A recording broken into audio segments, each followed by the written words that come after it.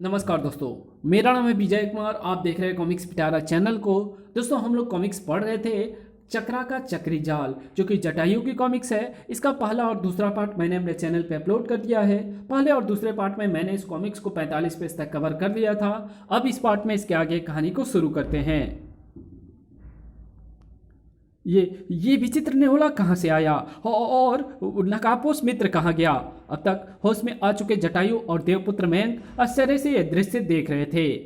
फिर जब विचित्र नेहोला वापस नकापोस के रूप में आया तो जटायु और देवपुत्र मयंक की आंखें मारे आश्चर्य की फटी रह गई। अविश्वसनीय! आखिर ये नकापोस है क्या चीज? हलचल सी मचा दी इस प्रश्न ने देवपुत्र और जटायु के मस्तिष्क में। और फिर यही प्रश्न प्रसारण किए था इन तीनों शैतानों को। हाँ चुचका, इनसे निर्णायक युद्ध करने से पहले हमें इस नकापोस के बारे में जानना होगा, क्योंकि बिना दुश्मन की असलियत और उसकी ताकत के जाने उससे युद्ध करना अक्लमंदी नहीं है। तो लो, मेरी अग्निशक्ति उसे बेनकाब कर देगी। जबकि इधर नकापोस के हाथों से निकली शीत लहरें है। नकापोस की शीत लहरें से पराजित हो चुकी चुचका की अग्निशक्ति। बड़ी आश्चर्यजनक शक्तियों का स्वामी है ये नकापोस। चुचका की इस पराजय ने उसे बौखला दिया। अब चुचका स्वयं अपने हाथों से इसकी नकाब नोचेगी। और इसमें कोई शक नहीं कि बौखलाहट में इंसान द्वारा उठाया गया कोई भी कदम कभी हितकर साबित नहीं होता। क्यों? आ दुष्टा, तुझसे भी निपट लूंगा मैं। अगले पल चमत्कारी अंदाज में नकापोस के हाथ में प्रकट हुई एक तलवार और फिर खचाक, उफ, धार, आ! फिर नकापोस ने पल भर भी देर नहीं की थी उसे मौत के घाट उतारने में। खचाक खचाक, आई ले मर दुष्ट! तभी पीछे से वार हुआ नकापोस पर। धड़ाक, आ! जटायु के नेत्र सुलग उठे। दुष्ट पीछे से वार करता है। इधर जमीन पर गिरे नकापोस को उठाने के लिए दौड़ा देवपुत्र बुरी तरह चौंका। आई आ! इसके ओंठों से निकलता करहाने का स्वर बता रहा है कि नकाब के पीछे किसी स्त्री का चेहरा है। तभी नकापोस को सहारा देकर उठाते देवपुत्र को अपने पीछे तेज सरसराहट सुनाई दी। बचो देवपुत्र! इधर अखंडा के शरीर से टकराई जटायु की समय शक्ति। मुझे मेरे इष्ट देव का वरदान है, दुनिया का कोई भी अस्त्र शस्त्र मुझे खंडित नहीं कर सकता, तभी तो मेरा नाम अखंडा पड़ा है। खटाक! सुन रह गया था जटायु अखंडा के इस रहस्यमय घटना पर, लेकिन अगले ही पल गुर्रा उठा। मूर्ख, तूने ये रहस्य बताकर स्वयं अपनी मौत को सुनिश्चित कर लिया है। अब मेरी समय शक्ति स्वयं ही तेरी मौत का उपाय कर देगी। अगले ही पल जटायु की समय शक्ति से निकले बर्फ के कण और उफ, सर! अखंडा सिर से लेकर पांव तक बर्फ में ढक गया। इस बर्फ के गलने से पहले ही इसका दम घोट जाएगा। अखंडा को उसके अंतिम अंजाम तक पहुंचाकर जटायु पलटा और सामने का दृश्य देखते ही जड़ रह गया। अब सबसे पहले तेरे चेहरे से नकाब उठाएगा तांत्रिक गिल्ला बिल्ला। नकाबपोश की नकाब नूचते ही तांत्रिक गिल्ला बिल्ला को ही नहीं, नकाबपोश के नकाब नोचते ही तांत्रिक गिल्ला बिल्ला को ही नहीं, जटायु और देवपुत्र मयंक को भी आश्चर्य का एक तीव्र झटका लगा। अरे, ये तो राजकुमारी नेहा है। राजकुमारी नेहा? राजकुमारी नेहा? और राजा देवधर और रानी ज्योतिमा को तो मानो विश्वास ही नहीं हो रहा था। ये मेरी बेटी नहीं हो सकती। लेकिन कुलगुरु, मेरी बेटी तो महागोलांकर में कैद कर दी गई थी।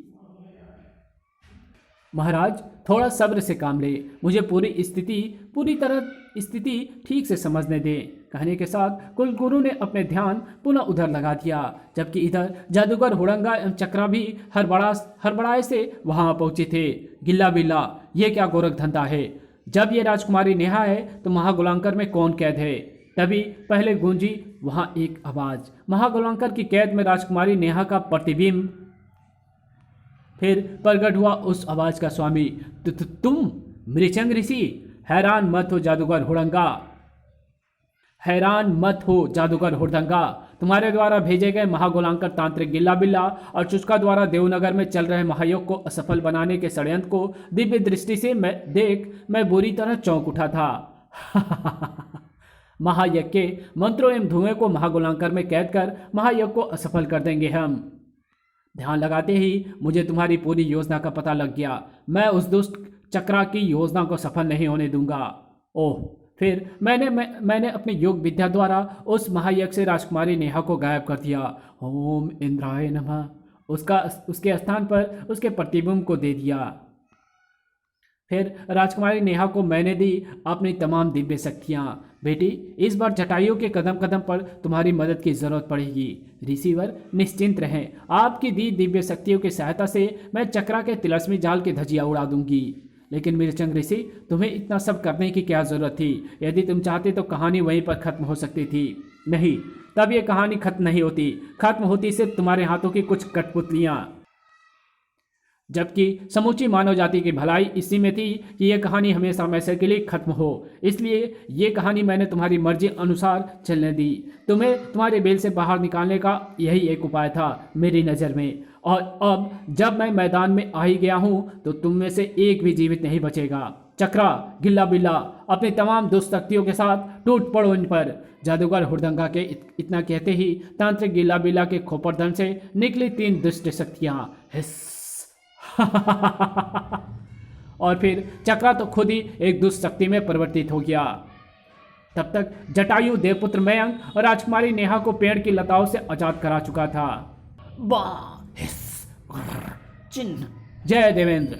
आओ दोस्तों, अब राजकुमारी नेहा तैयार है तुम्हारा सामना करने को। खचाक चिन्ह। और फिर राजकुमारी नेहा ने भी मिर्चंग ऋषि की दी शक्तियों का भरपूर इस्तेमाल किया। और फिर आप देख सकते हैं कि यहाँ पे उन दोनों के बीच में टकराव होती है और ये पेजेस जो हैं थोड़े से ये गड़बड़ हो गए हैं। ओके, तो प्लीज़ आप थोड़ा सा देख लीजिए। ओके, इधर जटायु भी उलझ चुका था अपने शत्रु से। खचाक। डर से बिलबिलाते हुए उस दैत्य पक्षी के मुंह से निकली भीष्म ज्वाला। उफ, अपने कदम वापस खींच लेने पड़े जटायु को। अगले क्षण जटायु ने निकट पड़ी एक भारी चट्टान उठाई। अभी तेरा मुंह बंद करता हूं दुष्ट। फचाक। दैत्य के मुंह से जा फंसी जटायु द्वारा फेंकी चट्टान। और फिर देर नहीं लगाई जटायु ने उसका अंत करने में। खचाक। इधर देवपुत्र मयंक भी पीछे ना रहा अपने शत्रु को समाप्त करने में। दोस्त, पिछली बार तू मेरे हाथों से बच गया था, लेकिन अब नहीं बच पाएगा तू। अपने साथियों और उनके दुष्शक्तियों का अंत देख जादूगर हुड़दंगा भयभीत हो उठा। अब यहां से भाग निकलने में ही भलाई है। अगले पल तंत्र विद्या का प्रयोग कर अदृश्य हो गया वो। मृचंग ऋषि, इस समय तो मैं जा रहा हूं, लेकिन जल्दी फिर आऊंगा। तब तुम में से कोई नहीं बचेगा। लेकिन तभी मृचंग ऋषि के हाथ से निकला तेज प्रकाश पुंज। दुष्ट, इस बार नहीं भागने दूंगा मैं तुझे। जटायु, खत्म कर दो इस दुष्ट को। जी नहीं, नहीं, नहीं, नहीं, मैं मरना नहीं चाहता। खचाक। मनौता के दुश्मन, तुझे जीने का कोई हक नहीं है। तब नेहा बेटी, अब तुम्हें महागुलांकर को नष्ट करना है। लेकिन रिसीवर, मैं चाहता हूं महागुलांकर को अपने हाथों नष्ट करूं। नहीं वत्स, यदि तुमने उस पर समय शक्ति से प्रहार किया तो वो तो नष्ट होगा ही, साथ ही तुम्हारे भी परखच्चे उड़ जाएंगे। यही तो था चक्रा के तिलस्मी जाल का तिलस्म। इस तरह तुम जीत कर भी हार जाते। ओह, कुछ देर बाद वो रहा महागुलांकर। मैं अभी आपके दी हुई शिव शक्ति से उसे नष्ट करती हूँ। हवा में हाथ उठाते ही प्रकट हुई शिव शक्ति और चल पड़ी अपने लक्ष्य की ओर। सर भड़ाम। महागुलांकर के नष्ट होते ही आजाद हो गए यज्ञ के पवित्र मंत्र एवं धुआं। आहा, महायज्ञ के पवित्र मंत्र आजाद हो गए। ओम इंद्राय नमः। कुछ ही क्षणों बाद आकाश में काली घटाएं घिर गई और बिजली कड़कने लगी। जल्दी वर्षा शुरू हो गई, जिसने देवनगर की प्रजा में हर्षोल्लास भर दिया। आहा, वरुण देवता हम पर प्रसन्न हो गए। देवनगर के राजमहल में, राजन, अब मैं चलता हूँ। अब अपनी बेटी के स्वागत की तैयारियां शुरू कीजिए। लेकिन रिसीवर, यदि आप उसे आशीर्वाद देकर जाते तो मेरा आशीर्वाद तो हमेशा ही आप सबके साथ है। उसी रात देवनगर के राजमहल में खाने पर गूंज रहे थे खुशियों के ठहाके। सुबह होती ही स्वामी से कहूंगी कि वो जटायु से नेहा के विवाह की बात करें। वहीं दूर एक खौफनाक महल में मृचंग ऋषि को ठीक उसी तरह धोखा दे आया मैं, जिस तरह मैंने उससे धोखा खाया था। जटायु ने मेरे प्रतिबिंब को मारकर समझ लिया कि जादूगर हुड़दंगा मारा गया। और अब होगी जादूगर हुड़दंगा की वापसी, तो कलेजे हिल जाएंगे सबके। इसी के साथ ये कहानी यहीं खत्म होती है। तो मिलेंगे आपसे एक और नए कॉमिक्स में, तब तक के लिए बाय। अगर वीडियो अच्छी लगी तो इस वीडियो को लाइक कर देना, चैनल पर नया हो तो चैनल को सब्सक्राइब कर बेल आइकन को जरूर प्रेस कर देना, और जहाँ इस वीडियो की जरूरत हो वहाँ इसको शेयर जरूर कर देना। Thanks for watching my videos. तो इसके चलिए कुछ एडवर्टाइजिंग को देख लेते हैं। ओके, यहाँ कोई एडवर्टाइजिंग नहीं है। ओके, तो इस वीडियो को यहीं ख़त्म करते हैं। Thanks for watching my videos.